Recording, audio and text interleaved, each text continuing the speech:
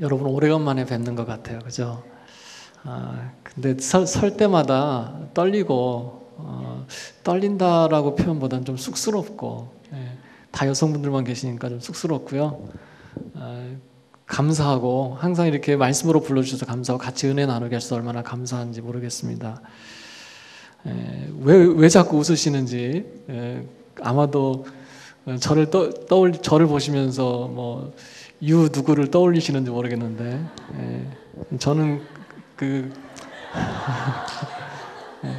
저는 아니라고 생각하거든요, 정말이요.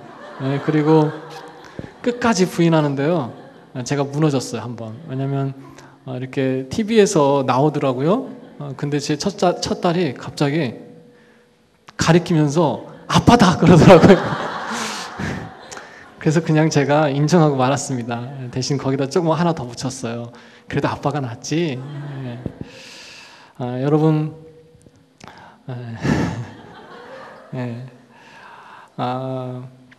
이제 날씨도 차가워지고요. 아까 우리 전사님 그런 말씀도 하셨는데, 저도 찬양하면서 참 많은 은혜를 받았어요.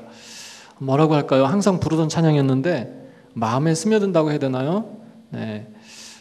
하나님을 만나고 싶다라고 하는 그런 사모함과 찬양 속에 내가 좀 어떻게 하면 좀 더 하나님 앞에 더 가까이 갈 수 있을까라고 하는 그런 사모함이 생겼습니다. 기도할 때인 거죠. 날씨가 추워져서 움츠러들기 쉽고요. 시간이 지나면서 이렇게 한 해가 지나가나 보다 이렇게 생각할 수 있지만, 그래서 내가 더 하나님 앞에 나를 묶어두고 또 믿음으로 살아가길 소원하는 저와 여러분 되시기를 바랍니다. 실없는 말씀드려서 죄송하고요. 감사에 대해서 오늘 말씀을 나누려고 그래요. 예배의 주제로 9월 동안 여러분 말씀을 나누신 걸로 알고 있는데, 감사의 예배에 대해서 저는 꼭 나누고 싶었어요. 저는 지금도 가끔 어머님께 전화드리면 어머님이 항상 하시는 토픽이 2가지가 있어요. 첫 번째는요, 항상 감사해야 돼. 감사하면서 살아. 그냥 무조건 감사해. 이런 말씀을 꼭 하시고요. 또 하나는 주의 종은 성령 충만해야 돼. 성령 충만을 구해. 이 2가지를 항상 말씀하세요. 그래서 감사하려고 노력합니다. 감사함으로 살려고 노력하는데요. 그러나 현실적으로 보면요, 삶을 보면 참 감사하기 쉽지 않을 때가 너무 많아요. 입으로는요, 감사합니다 그래요. 왜? 감사하라고 했으니까. 또 감사하는 것이 축복이고 은혜니까 입으로는 고백해요. 그런데 마음은 여전히 감사하지 못하고 있습니다. 그러면서요, 뭘 느끼냐면 감사도 내 힘으로 하는 게 아니구나라는 생각을 하게 되더라고요. 우리 아까 범사에 감사 합시다라고 하는 찬양도 했는데요, 여러분 항상 감사할 수 있습니까? 항상 기뻐할 수 있습니까? 아니요, 그렇게 못해요. 항상 사랑할 수 있습니까? 사랑하고 기뻐하고 감사하고 이 모든 이런 부분들을 우리가 다 알고 있어요. 다 이해하고 있습니다. 그런데 문제는요, 항상 그렇게 못하는 게 문제예요. 그러면서 느끼는 것은요, 내 힘으로 감사하는 것이 아니구나, 내 힘으로 기뻐하는 것이 아니구나, 내가 여력이 되고 힘이 돼서 사랑할 수 있는 것이 아니구나라는 것을 자꾸 생각하게 되는 거예요. 여러분, 하나님께서 도와주지 않으면요, 감사할 수 없습니다. 성령께서 내 마음을 만져주지 않으면요, 감사할 수 없어요.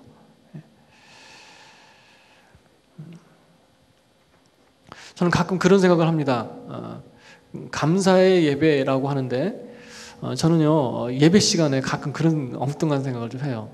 갑자기 누군가가 내 옆에 있어 일어나서 2 손을 들고 예배한다면 어떨까? 그게 제가 된다면 어떨까? 뭐 2부 예배 때요, 갑자기 찬양하는데 제가 벌떡 일어났어요. 일어나서 막 손을 들고 찬양하면, 야, 목사님 너무너무 은혜 많이 받으시는 거다, 은혜롭다, 이렇게 생각하시는 분도 물론 계시겠지만 대부분요, 그게 신경 쓰일 거예요. 요즘 목사님 힘드신가? 무슨 일 있으신가? 아니면 순서를 까먹으셨나? 이런 그것 때문에 예배에 집중하지 못하게 된다는 거죠. 예배는요, 질서가 있어야 됩니다. 예배 구약의 제사도요, 제사법이 있었잖아요. 예배 순서와 절차와 질서가 있어야 돼요. 그러나 질서는 있어야 되지만 그 질서 가운데 자유함이 있어야 됩니다. 그 질서에 묶이게 되다 보면요, 그 예식에 묶이게 되다 보면 예배 가운데 하나님을 만나지 못하는 그런 일이 생길 수 있다는 거예요.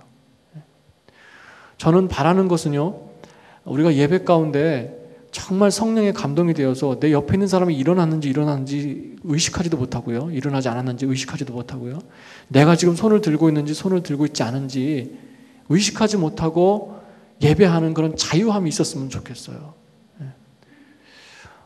마음껏 찬양하고 예배하고, 여러분 찬양도 예배잖아요. 찬양은 준비 찬양이 아닙니다. 그렇죠? 근데 우리는 찬양을 말씀보다 조금 덜한 것으로, 못한 것으로 생각할 때가 있어요. 아닙니다. 찬양도 말씀이고 예배예요. 그러므로 찬양할 때도 내가 예배에서 말씀 속에서 느끼는 그 은혜를 느껴야 되거든요. 예배 가운데 내가 가지고 있는 고정관념, 형식, 질서, 그것도 필요한데 그 속에서 내가 진정으로 하나님을 누리고 만나지 못하면 예배 가운데 누려야 될 것을 충분히 누리지 못하는 그런 일이 생긴다는 거죠. 여러분, 감사가 예배인 거 믿습니까? 왜 감사가 예배입니까? 감사한다라고 하는 것은요, 감사하는 주체를 명확히 아는 거예요. 오늘 말씀 속에 여러분 읽으셨는데 내게 영광을 돌리는 것이니 이렇게 얘기하고 있어요. 감사의 제사를 드리는 사람은, 감사의 예배를 드리는 사람은 내게 영광을 돌리는 것이니. 누구에게요? 내게, 하나님께라는 거예요. 여러분, 세상에서의 감사는요, 1차적인 감사예요. 하나님 건강 주시니 감사하죠. 이만치 사니 감사하죠. 뭐 감사인데 대상이 없는 감사예요. 그냥 감사한 거예요.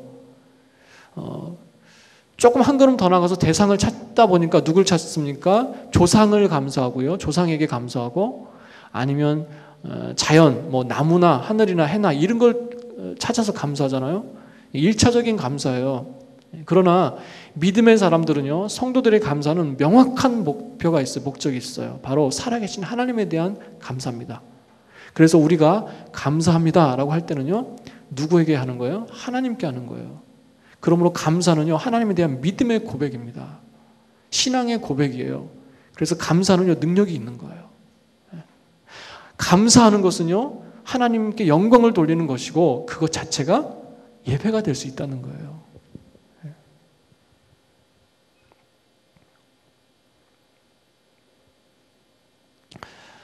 여러분, 구약에서는요, 구약에 여러 가지 제사가 있는데 감사제가 있었어요. 감사제사가 있었습니다. 이 감사제는요, 특별히 화목제로 드리는 제사였어요. 여러 가지 제사법이 있는데 그 중에 화목제가 있는데, 화목제 중에 하나가 바로 감사제라는 거예요. 화목제에 대해서 자세히 나와 있는 말씀이 레위기 3장과 7장입니다. 나중에 한번 읽어보세요. 그런데 이 감사의 제사의 특징이 있어요. 아주 자세히 나와 있습니다. 오늘 그것을 나누면서 우리가 어떻게 하면 감사의 예배를 하나님 앞에 드릴 수 있는가? 우리는요, 단순하게 생각합니다. 내가 그냥 예배 가운데 감사하면서 예배하면 그게 감사의 예배지, 이렇게 생각하는데 아니에요. 그건 기본입니다.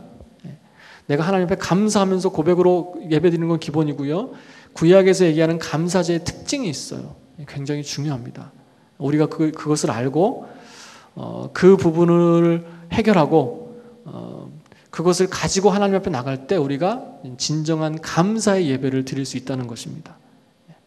첫 번째로요, 감사제는요, 화목제는 말 그대로요, 하나님과 나 사이를 화목케 하는 제사입니다. 하나님과 나 사이에 화목케 하는 예배예요. 다른 말로 표현해 볼까요? 감사 제사는요, 하나님과의 바른 관계를 세우는 예배였습니다. 여러분, 왜 우리가 감사하지 못합니까? 감사의 형편이나 상황 때문에 감사하지 못하는 게 아니라는 거예요. 하나님과의 관계가 깨져 있기 때문에 감사하지 못하더라는 것입니다. 뒤돌아보면요, 지금보다 더 못했던 때도 있었어요. 지금보다 더 힘들었던 때도 있었습니다. 지금보다 정말 더 형편없을 때도 있었어요. 그런데 그때는 감사하고 있었거든요. 왜 그랬습니까? 자세히 뒤돌아보면요, 바로 그때는 하나님을 만나는 만남이 있었어요. 진정한 만남이 있었어요. 하나님 하나면 살 수 있을 것 같은 그런 믿음이 있었어요. 상황이 힘들어져서 감사하지 못하는 게 아니더라는 것입니다. 하나님을 만나는 만남이 깨져 있으니까, 그 본질, 그 기본이 깨져 있으니까 내가 감사하지 못하더라는 것입니다. 그 첫사랑 같은 감사 있잖아요. 제가 막 은혜 받을 때요, 어렸을 때 막 은혜 받을 때 부모님들을 많이 따라다녔다고 그랬잖아요. 어른들을 많이 따라다녔어요. 부흥회, 옛날에는 산상 집회, 부흥 집회 이런 걸 많이 했잖아요. 아직도 기억이 납니다. 산에 올라가서 기도하고요, 이제 돌아오잖아요. 집으로 돌아오는데 이렇게 그 교회 버스에서 탁 내렸는데 매일 보는 하늘이었어요. 매일 보는 하늘. 매일 보는 하늘인데 하늘을 보면서 너무너무 감사한 거예요. 야, 저런 하늘을 볼 수 있게 하신 게 너무 감사하구나. 나로 이렇게 하나님을 알게 하신 부모님이 계셔서 너무 감사하구나. 그 어린 게 뭘 알겠어요. 그 조그만 게 뭘 알겠습니까? 그런데 그냥 감사한 거예요. 제가요, 성령 체험하고요, 성령 체험하고 하나님께서 은혜 부어주시고요, 처음 교회 갈 때 전 저 나름대로 굉장히 충격이었어요. 왜냐하면 수없이 다녔던 그 교회인데요, 그날은 다르더라고요. 그 예배가 나를 위한 예배 같았어요. 주일날 예배 가는데요, 마음이 두근거리는 거예요. 하나님을 만날 수 있지. 뒤돌아보니까요, 우리에게 감사가 사라진 것은, 내 입술에 감사의 고백이 없어진 것은요, 힘들고 어려워서가 아니더라는 거예요. 사는 게 각박해서가 아니더라는 거예요. 바로 내 마음속에 하나님을 깊이 만나는 만남이 사라져서, 하나님을 체험하지 못하니까 어느 순간 내 입술에 감사가 사라지더라는 것입니다. 저는요, 지금도요, 제 입술에, 제 삶에 감사가 사라지고 있다면, 있는 것 같다면 이 영적인 적신호라고 생각을 합니다. 내가 뭔가 하나님을 깊이 만나고 있지 못하구나라고 생각을 해요. 일이 바쁠 수 있잖아요. 사람은 많이 만날 수 있습니다. 여전히 말씀은 전할 수 있습니다. 그러나 내가 하나님은 만나지 못하고 지나갈 수 있어요. 무서운 얘기지만 사실입니다. 내가 예배 자리에 앉아있지만 하나님을 만나지 못할 수가 있어요. 저는 그래서요, 가끔 예배가 전쟁이라는 생각을 합니다. 전쟁. 예배는 되어지지 않아요. 그냥 은혜가 그냥 되어지지 않을 때가 있어요. 그냥 은혜가 쏟아질 때가 있지만 참 힘들 때가 있어요. 예배를 방해하는 것이 있어요. 나를 힘들게 하는 것이 있어요. 그럴 때는요, 아주 치열하게 싸워요. 예배를 위해서. 여러분 삶 속에 만약에 어떤 어려움이 있습니다. 어떤 갑자기 내가 생각하지 못할 놀랄, 걱정할 막 그런 일을 당했어요.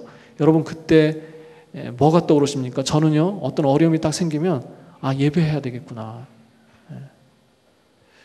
뭐 가령 아이들이 너무너무 막 힘들어요. 육적으로 힘든 것 같지가 않아요. 이렇게 보면 영적으로 부딪히나? 이런 생각이 들 때가 있습니다. 그럴 때는요, 예배해야 되겠다 그 생각을 합니다. 예배는요, 사단의 올무를 끊어버리는, 나를 얽매이는 염려와 근심을 끊어버리는 전쟁이에요. 전쟁, 영적인 전쟁이에요. 하나님을 만남으로 인해서 내가 살아날 수 있는 영적인 전쟁이라는 것입니다.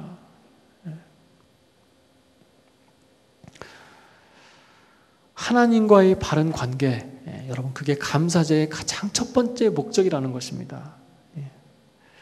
그런데 누구를 통해서 화목할 수 있습니까? 오로지 예수 그리스도만을 통해서 화목할 수밖에 없어요. 그래서 예수님을 상징하는 희생 제물을 죽여서 하나님께 드림으로 죄를 해결하고 하나님과 화목했다는 것입니다. 여러분 감사의 예배를 드리시길 원하십니까? 하나님과의 관계를 회복하시기 바랍니다. 관계를 회복하기 위해서 힘쓰며 나가는 예배, 관계를 회복하고 나가는 예배, 그것이요 감사 예배예요. 입술의 고백으로만 고백하는 감사가 아니라 정말로 내가 하나님을 만나고 하나님과의 관계를 회복하고 나가는 예배, 그것이 바로 감사의 예배라는 것입니다. 두 번째로요, 감사제의 또 다른 특징이 있어요. 감사제는요, 그 드린 제물을 다시 돌려받는 유일한 제사였습니다. 화목제에 대해서 쭉 한번 읽어보세요. 나중에 유일하게 제사 드리는 사람이 그 드렸던 제물의 일부를 제하고 다시 돌려받아서 그 제물을 다시 가져갈 수 있는 제사였어요. 그리고요, 그 돌려받은 고기를 어떻게 했습니까? 바로 회막들 앞에 모여서 가족들과 친지들과 같이 나눠 먹었다는 거예요. 재밌지 않습니까? 하나님이 의도하시는 것이 분명해요. 화목제는요, 감사제는 하나님이 목적하시는 것이 분명합니다. 먼저는 하나님과의 관계를 회복하고요, 그 다음에 뭐 하라는 거예요? 너희 가족과 너희 이웃과 다른 사람과 화목하라는 거예요. 그러므로 감사의 예배를 드린다, 감사의 제사를 드린다라고 하는 뜻은 뭐냐면, 먼저 하나님과의 관계를 회복할 뿐만 아니라, 그래서 내가 살아나고 내가 누릴 뿐만 아니라 거기서 멈추는 것이 아니라 그것이 흘러가서 어디로 가야 된다는 거예요? 바로 가족에게로 가야 되고요, 이웃에게로 가고 다른 사람에게로 가야 된다는 거예요. 그것이 감사제의 목적이에요.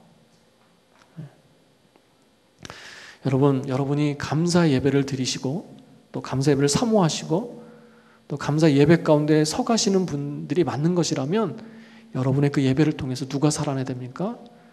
여러분의 가정이 살아나야 돼요. 여러분의 남편이, 여러분의 자녀가 여러분과 가장 가까이 만나고 자주 만나는 여러분의 이웃이 살아나야 돼요. 그것이 바로 감사의 예배의 능력이라는 것입니다. 감사의 예배를 통해서 하나님께서 여러분에게 주시는 은혜라는 거예요. 은혜. 여러분, 그러므로 믿으시기 바랍니다. 내가 하나님 앞에서 내 관계를 회복하고요, 내가 살아난 후에 그 은혜로 내가 가정이든 아니면 일터든 어느 곳에 가 있을 때 여러분을 통해서 회복되어지는 역사가 나타날 줄로 믿습니다. 여러분을 통해서 감사가 전염되는 그런 역사가 나타나게 될 줄로 믿습니다. 여러분이 감사의 통로가 되는 거예요. 감사가 옮아오는 거예요. 내 마음이 어두워 있고요, 힘들어 있을 때 내 옆에 있는 사람이 감사해, 다 하나님께서 하시는 거야, 감사해라고 하는, 항상 들었던 얘기인데도 불구하고 그 말씀이 내 마음에 팍 박히면서 내 마음에 힘이 생기고, 그래 감사해야지, 하나님이 하시지 않으면 내가 뭘 할 수 있겠어, 하나님이 하셔야 내가 살 수 있지 라고 그 마음속에 힘이 생기고 믿음이 생기는 그 감사의 전염, 여러분, 그것이 여러분의 입술을 통하여, 여러분의 감사 예배를 통하여 일어나게 되는 줄로 믿습니다.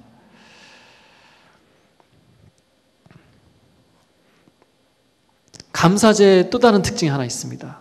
감사제는요, 아까 화목제를 말씀드리면서 얘기 드렸는데, 감사제는 희생과 헌신이 있어요. 희생과 헌신이 있는 것이 감사제입니다. 누군가가 반드시 죽어야 돼요. 예수님께서 우리를 위해 죽으셨던 것처럼, 그래서 하나님과 우리 사이에 끊어진 관계를 이어놓았던 것처럼, 여러분, 내 노력이나 내 의지로 그것이 되지 않습니다. 내 의지로 감사함이 되지 않습니다. 하나님께서 하셔야 되는데 바로 누군가가 죽어야 된다는 거예요. 예수님께서 우리에게 그러셨던 것처럼. 그래서요, 감사제의 의미는 뭐냐면, 우리가 예수 그리스도로 말미암아 하나님과의 관계가 회복된 것처럼 우리도 예수님의 자리에서 어떻게 된다는 거예요? 내가 화목 제물이 돼야 된다는 거예요. 내가 희생하고 내가 헌신해야 된다는 것입니다.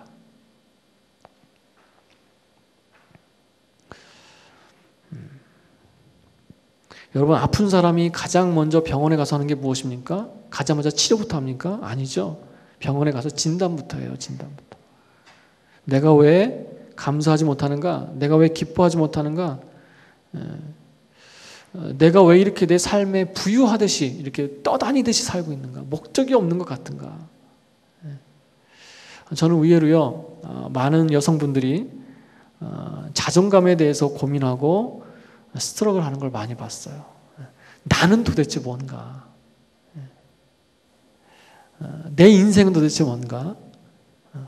그냥 남편에게 속해 있는 어떤 그냥 부속품인가? 뭐 이런 극단적인 생각이요. 나는 도대체 뭘 위해 살아야 되지? 라고 하는 목적에 대한, 삶에 대한 그런 갈급함을 가지고 사시는 걸 많이 봤어요.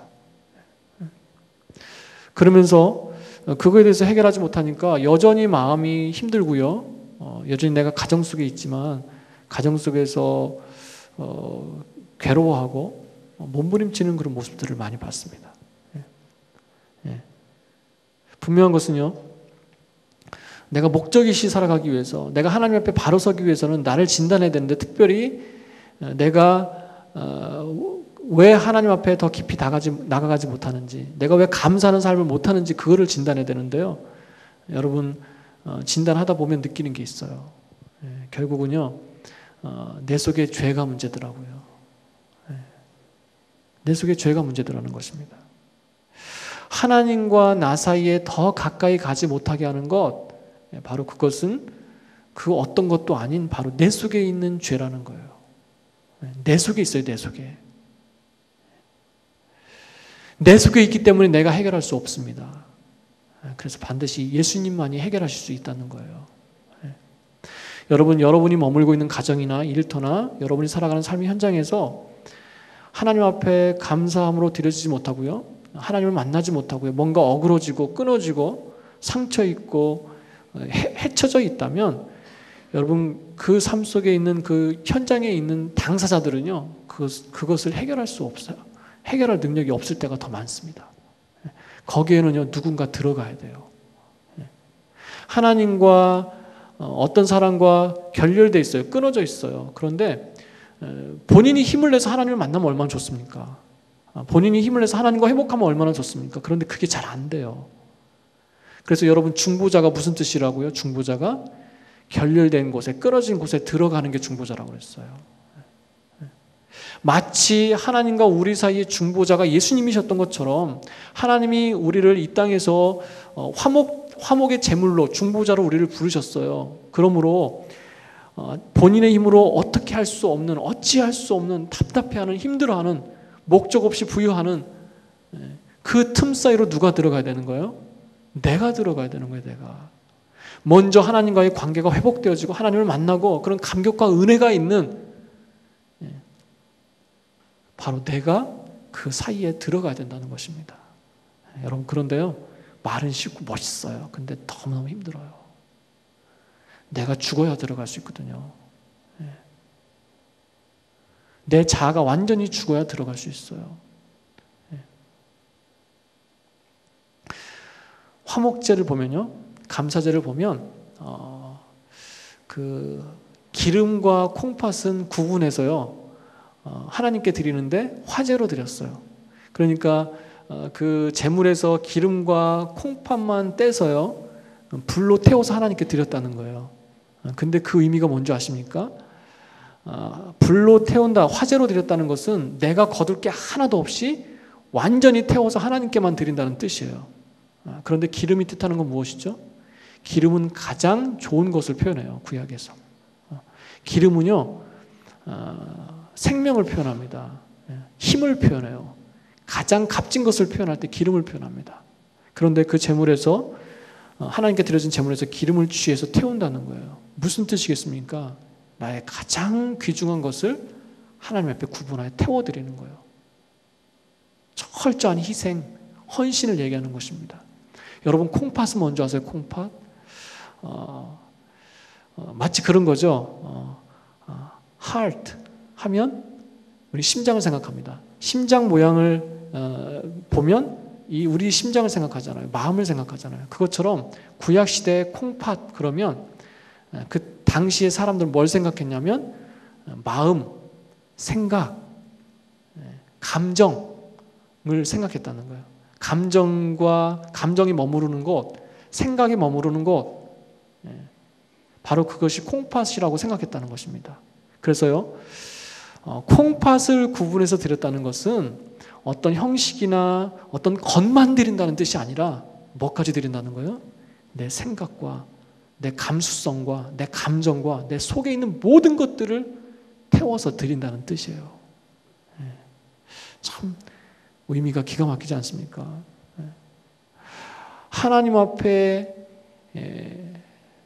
중보자로 살아가는 사람들은, 하나님 앞에 예수님처럼 화목 제물로 살아가는 사람들은 어떻게 된다는 거예요? 다 드려야 된다는 거예요. 가장 귀한 것을 드리고, 귀한 것을 드릴 뿐만 아니라 나의 속에 있는 것까지, 형식만 드리는 것이 아니라 내 속에 있는 것까지, 내 본심까지 드리는 것이 바로 화목 제물이라는 것입니다.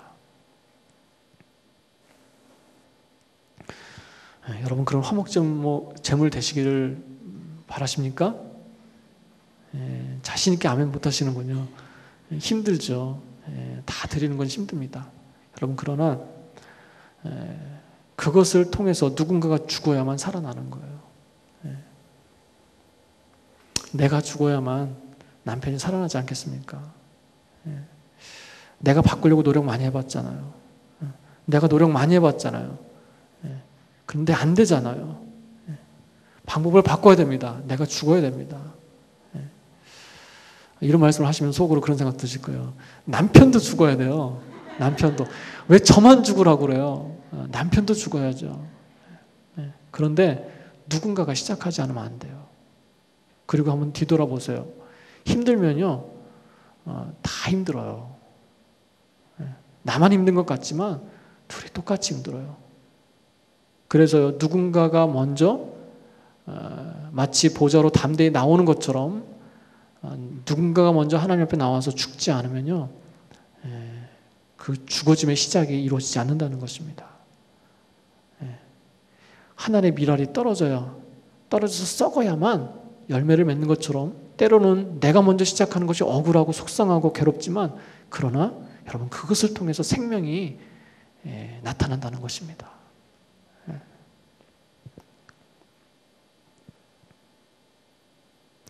로마서 12장 1절부터 2절을 보면요, 우리가 잘 아는 말씀 있죠. 너희 몸을 하나님이 기뻐하시는 거룩한 산 제사로 드리라. 산 제사로 드리래요. 그런데 산 제사로 드리는데 어떻게 그렇게 할 수 있다고 말씀합니까? 이 세대를 본받지 말고 오직 마음을 새롭게 하래요. 새롭게 하래요. 네. 새롭게 하라는 것입니다. 내 속에 있는 죄를 해결하라는 것입니다. 네. 다 버리고 다 비우고 희생하고 헌신하라는 거예요.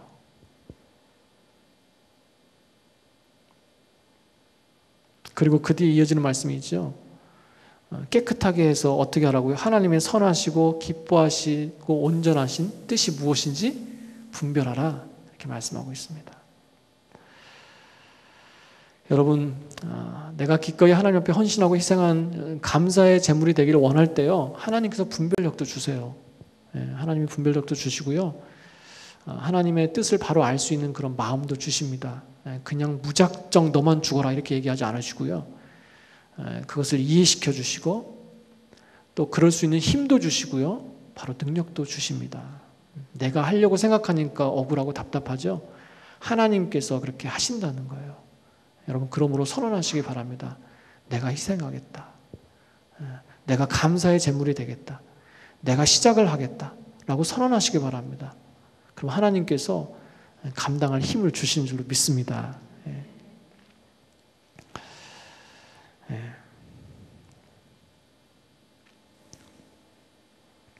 오늘 말씀 중에요, 참 제가 좋아하는 말씀이 있습니다. 길을 곧게 닦는 사람. 이게 우리말 성경인데요, 길을 곧게 닦는 사람 이렇게 말씀하고 있어요. 그런데 개역 한글을 보면 그 행위를 옳게 하는 자. 길을 곧게 닦는 사람. 여러분, 길 닦는 게 쉽지 않습니다. 너무너무 힘든 거예요. 구부러진 걸 곧게 하려면 시간도 필요하고요, 수고와 땀이 있습니다. 제가 길을 만들어 와서 합니다. 토목공학 전공했다고 했잖아요. 한국에 가면 제가 만든 도로도 있어요.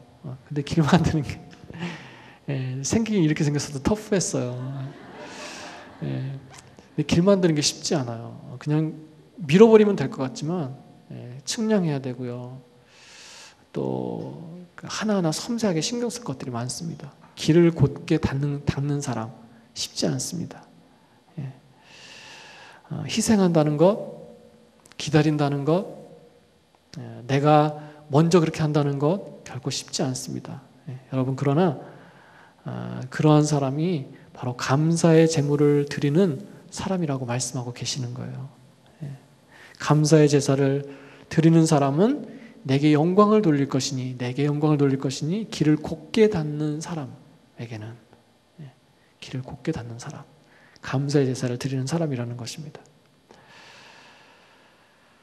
사랑하는 여러분, 하나님과의 관계 가운데 진정으로 감사하시는, 감사 예배를 드리시는 저 여러분 되시길 축원합니다.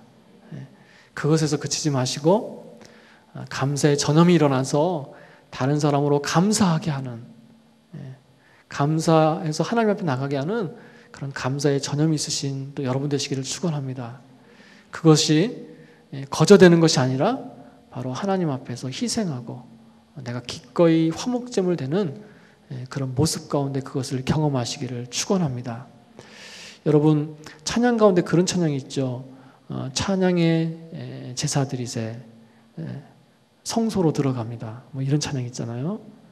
여러분, 그런데 저는 그 찬양 시편 150편에 보면 내가 성소에서 하나님을 찬양하겠다, 하나님께 영광을 돌린다, 소고치며 춤추며 찬양한다, 이런 말씀이 있어요. 시편 150편입니다.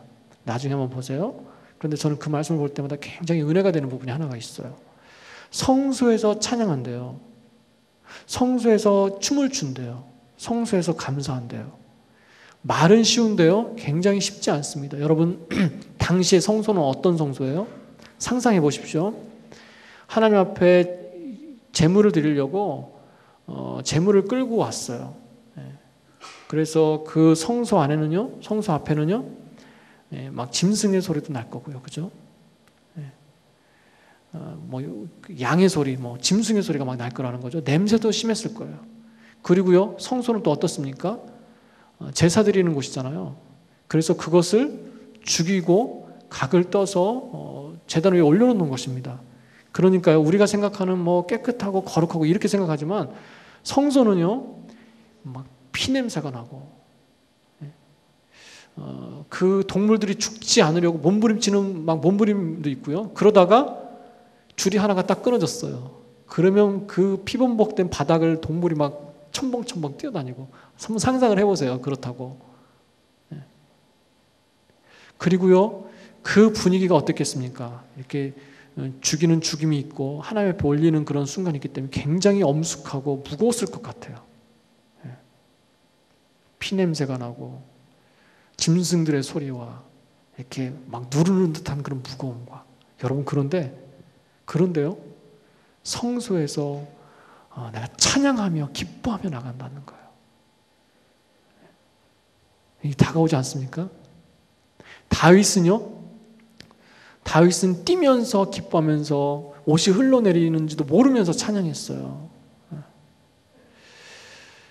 여러분, 그 무거운 자리, 그 피냄새 나는 자리, 그 동물 소리가 나는 그 자리에서요, 내가 뛰면서 엄숙하고 막 무거운 그런 예배가 아니라 내가 하나님을 만나서 기뻐하고 뛰고 찬양하고,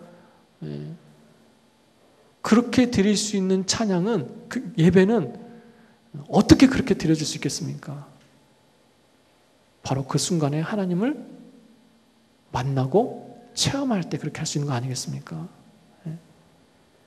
다윗은 하나님의 언약궤가 들어오는 그 자체, 그 언약궤를 기뻐하는 것이 아니라 하나님이 그들 가운데, 하나님이 우리 가운데 계신 것이 너무너무 기쁘고 그 하나님을 만나고 있는 거예요. 다른 사람들은요, 예식으로 그 시간을 보내고 있었던 건지도 모르겠어요. 참 하나님의 언약궤가 들어오는구나. 참 너무너무 귀하구나. 그런데 다윗은요, 그 순간에도요, 하나님을 만나고 있더라는 거예요. 하나님을 체험하고 있더라는 것입니다. 여러분 그래서 정말 만나야 돼요. 수없이 드리는 말씀이지만 앞으로도 수없이 드릴 말씀이지만 단순해요. 감사하려면요 만나야 돼요. 만나요. 하나님을 만나면 감사할 수밖에 없어요. 내가 은혜를 체험하면 감사할 수밖에 없는 거예요. 내가 예배드리면서 하나님 앞에 나가면서 감사하지 못한다는 것은요 내 속에 분명히 무엇인가 나도 모르는 가운데 붙들고 있는 것이나 하나님보다 더 높아진 게 분명히 있어요. 내가 그 예배 순간에 나를 전면 부인하고 나는 아무것도 아니야. 내가 가진 것은 아무것도 아니야. 순식간에 사라질 수 있어. 나는 정말 하나님 앞에 정말 아무것도 아닌 존재야. 먼지 같은 흙 같은 존재야. 그렇게 낮아져 있을 때 은혜가 임하고요. 그런 은혜 가운데 하나님을 경험하니까 다 감사한 거예요. 다 감사한 거예요. 숨 쉬는 것도 감사하고요. 어려움이 있지만 그래도 감사하고요. 힘들 때 피할 길을 주시니 감사하고요. 다 감사한 거예요. 삶 자체가 감사의 예배가 되는 거예요. 사랑하는 여러분, 감사는 능력이 있습니다. 내가 감사하면요 하나님이 그 감사를 책임져 주세요. 감사가 감사를 부른다 이런 얘기 들어보셨죠? 내가 믿음으로 미리 감사하면요 하나님이 그 감사가 부끄럽지 않도록 감사할 수 있는 일들을 주세요. 열어주십니다. 감사는요 아까도 말씀드렸죠? 목적이 분명해요. 누구에게 하는가가 분명합니다. 그래서 감사는 목적이 분명하기 때문에 믿음의 고백이고 믿음의 신앙 고백이에요. 그리고 감사는요 상황을 초월합니다. 여러분 우리 믿음의 사람들의 감사는 뭐예요? 감사할 만한 것을 감사하는 것이 아니라 감사하지 못할 것도 감사하는 거거든요. 그러니까 우리의 감사는 상황을 초월하는 감사예요. 다시 얘기하면요 앞서 믿음으로 드리는 고백이 감사의 고백이라는 것입니다. 그래서 감사에는요 능력이 있어요. 하나님의 응답이 있는 것입니다. 오늘 말씀 가운데 보면 길을 곧게 닫는 사람에겐 내가 내 구원을 보여주겠다. 내 구원을 보여주겠대요. 네가 감사하면서 살았니? 네가 감사의 고백을 했니? 네가 감사의 예배로 기꺼이 감사 제물이 되었니? 그렇다면 내가 내 구원을 보여줄게. 이게 지금 하나님의 약속인 것입니다.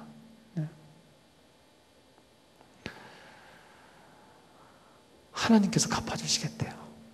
하나님께서 이루어주시겠대요. 물론 하나님께서 내가 감사하면 이렇게 하실 것이기 때문에 내가 감사하는 것은 아닙니다. 그렇죠? 축복 받기 위해서 감사하는 건 아니에요. 내가 은혜 받아서 하나님을 만나고 보니까 헌신하다 보니까 너무너무 감사해요. 그래서 감사했는데 하나님은 그 감사를 감사로만 받고 끝내시지 않고 그 감사에 대하여 응답하시겠다는 거예요. 구원으로 응답하시겠대요. 응답으로 응답하시겠대요. 해결하심으로 응답하시겠대요. 더 큰 감사, 더 많은 감사를 드릴 수 있도록 감사의 길들을 열어놓으시겠대요. 너무너무 감사하지 않습니까? 여러분, 여러분이 살아가시는 삶의 현장에 감사의 제사, 감사의 예배를, 감사의 제단을 쌓으시는 여러분 되시길 바랍니다. 바로 그 자리가 하나님의 구원, 그 자리에 하나님의 구원이 임하는 것을 우리가 경험하게 될 줄로 믿습니다. 약속의 말씀입니다. 이 말씀 붙들고 가시기 바랍니다. 그래, 감사하자. 때로는 이를 악물고 그래, 감사하자. 이 때가 지나갈 것이야. 감사하자. 하나님이 구원을 보여주신대. 구원을 보여주시겠대. 그래, 감사하자.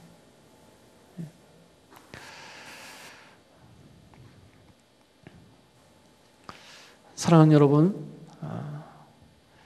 하나님께서 참 여러분의 삶을 다 속속들이 알고 계신데요. 우리의 생각의 흐름과 우리가 생각하는 한 가지뿐만 아니라 그 한 가지 속에 숨겨진 또 다른 마음까지도 다 분별하고 계시고 꿰뚫고 계신 분이 하나님이신데, 그러나 내가 정말로 계산하지 않고 내가 정말로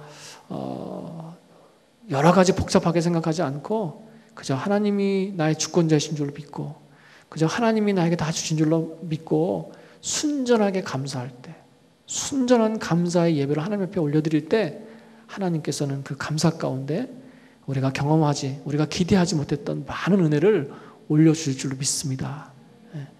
그런 저 여러분 되시길 축원합니다. 아멘. 우리 기도하겠습니다.